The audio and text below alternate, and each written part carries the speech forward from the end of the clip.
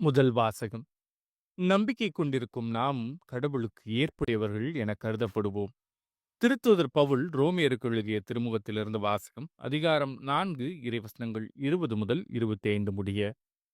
சகோதரர் சகோதரிகளே, கடவுளின் வாக்குறுதியைப் பற்றி ஆபிரகாம் ஐயப்படவே இல்லை. நம்பிக்கையில் அவர் மேலும் வலுப்பெற்றார். கடவுளை பெருமைப்படுத்தினார். தாம் வாக்களித்ததை கடவுள் செய்ய வல்லவர் என்பதை அவர் உறுதியாய் அறிந்திருந்தார். ஆகவே அதை ஆண்டவர் அவருக்கு நீதியாக கருதினார். நீதியாக கருதினார் என்று எழுதியுள்ளது அவரை மட்டும் குறிக்கவில்லை, நம்மையும் குறிக்கின்றது.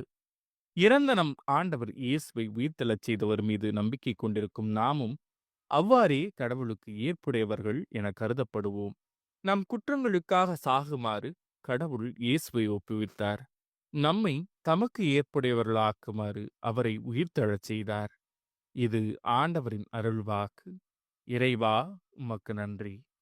பதிலுரை பாடல்.